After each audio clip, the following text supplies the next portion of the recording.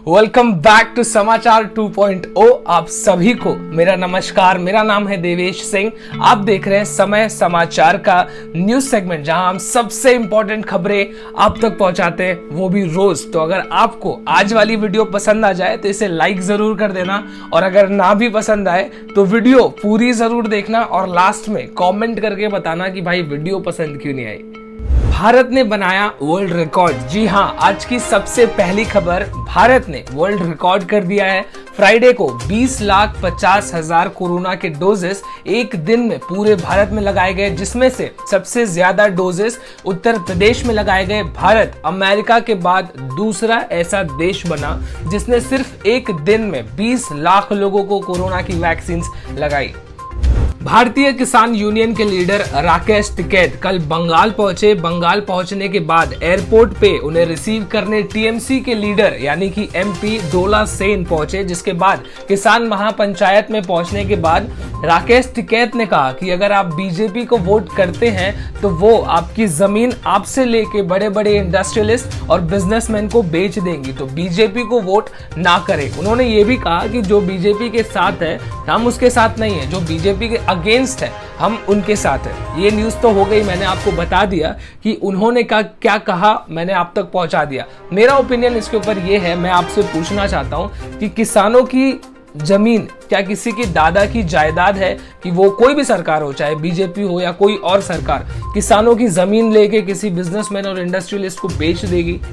इस खबर को हजम करते हुए आगे बढ़ते हैं, पर इसके बाद जो मैं आपको खबर देने वाला हूं वो शायद आप हजम ना कर पाए, क्योंकि ये काफी ज्यादा शर्मनाक घटना उत्तर प्रदेश के गाजियाबाद में एक छोटा सा लड़का जो मुसलमान था, एक हिंदू एक्सट्रीमिस्ट ने उसे मंदिर में घुस के पानी पीने की वजह से बहुत मारा। इस वीडियो पे एक नजर डालिए।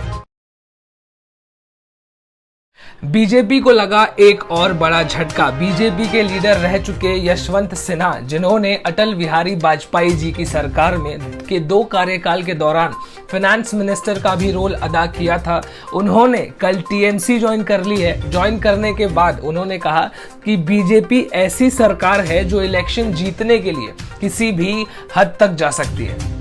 हिंदुस्तान से बढ़ के थोड़ा आगे जाते हैं अफगानिस्तान तक। अफगानिस्तान में कल एक कार हमला हुआ, कार में बॉम्ब रखा हुआ था। बॉम्ब के ब्लास्ट होने के बाद 8 लोगों की जान गई और 47 लोग अभी भी घायल हैं। इस हमले की रिस्पॉन्सिबिलिटी किसी ने भी क्लेम नहीं की है। नॉर्मली किसी आतंकवादी हमले के बाद कोई भी टेरर ऑर्गेनाइजेशन जैसे जैश ए मोहम्मद और ऐसे बहुत सारे टेरर ऑर्गेनाइजेशन हैं जो रिस्पॉन्सिबिलिटी ले लेते हैं, पर इसकी रिस्पॉन्सिबिलिटी अभी तक किसी ने नहीं ली। वापस अपने देश आ जाते हैं तो नई दिल्ली से देहरादून जाने वाली शताब्दी एक्सप्रेस में कल अचानक से आग लग गई।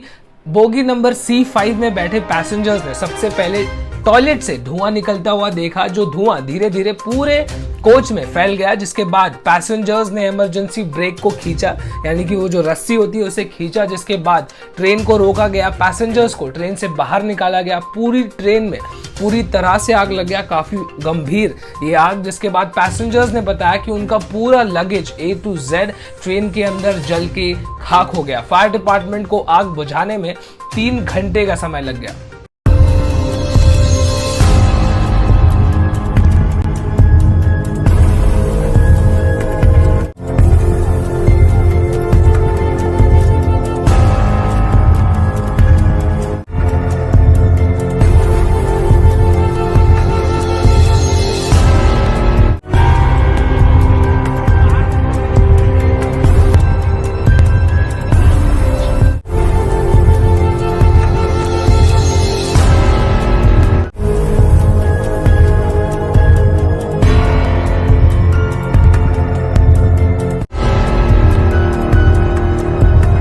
अगली खबर नीचे से आ रही है, यानी कि श्रीलंका से आ रही है। श्रीलंकन गवर्नमेंट बुर्का को बैन करने वाली है और 1000 मदरसाओं को बंद करने वाली है। उनके पब्लिक सिक्योरिटी मिनिस्टर ने कहा कि मैंने सारे पेपर्स साइन कर दिए हैं, बस कैबिनेट की हामी का इंतजार है। उन्होंने कहा कि पूर्वी इलाके में 2019 में एक बॉम्ब ब्लास्ट हुआ था जिसमें 260 लोगों की जान गई थी, जिसकी वजह से पहचानना मुश्किल हो जाता है। इसलिए 2019 में बुर्का को टेम्परेरीली भी बैन किया गया था।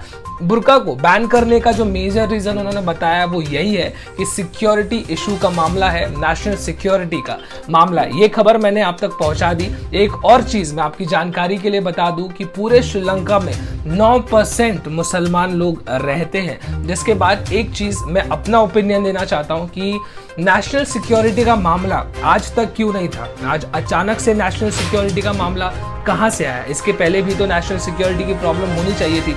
चलो मान लो कि नेशनल सिक्योरिटी का मामला है, मैं आपसे पूछना चाहता हूं कि मदरसाओं को क्यों बंद किया जा रहा है? मदरसाएं तो स्कूल होती है, वहां पे पढ़ाई होती है, मदरसाओं से कौन सा नेशनल सिक्योरिटी की परेशानी? 30 साल के योगा टीचर ने 2016 में कांदीवली के एक लीकर शॉप में यानी कि शराब की दुकान में आग लगा दी थी, पूरे दुकान को जला के खाक कर दिया था।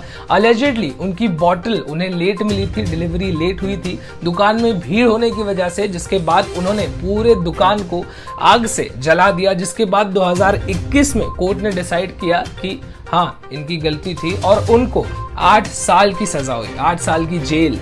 अगली न्यूज बगल से निकल के आ रही है यानी कि विरार से। विरार के रहने वाले 55 साल के जितेंद्र सिंह ने अपने 2 भाइयों का मर्डर किया और लगातार पुलिस से भागता रहा। एक भाई का मर्डर उसने 2012 में किया था, दूसरे भाई का मर्डर 2020 में, जिसके बाद पुलिस लगातार उसकी जांच कर रही थी। पर अभी पुणे की क्राइम ब्रांच डिपार्टमेंट ने उसे पुणे में अरेस्ट किया। कभी ये तेलंगाना रहा, कभी राजस्थान रहा, कभी कलकत्ता रहा, ऐसी अलग अलग जगहें ये रहा। जिसके बाद अब जाके पुलिस ने इसे पुणे में अरेस्ट किया। अरेस्ट करने के बाद इसने अपना स्टेटमेंट दिया और कबूल किया कि दोनों भाइयों का मर्डर उसी ने किया था। और उसने ये भी बताया कि मैंने मर्डर इसलिए किया क्योंकि जो पिग होता है उसको हम कहाँ बेचेंगे, उस बात को लेके झगड़ा था। यानी कि सुअर, वो लोग सुअर बेचते थे और वो लोकल मार्केट में कौन सुअर बेचेगा, इस बात को, इस छोटी सी बात को लेके झगड़ा था।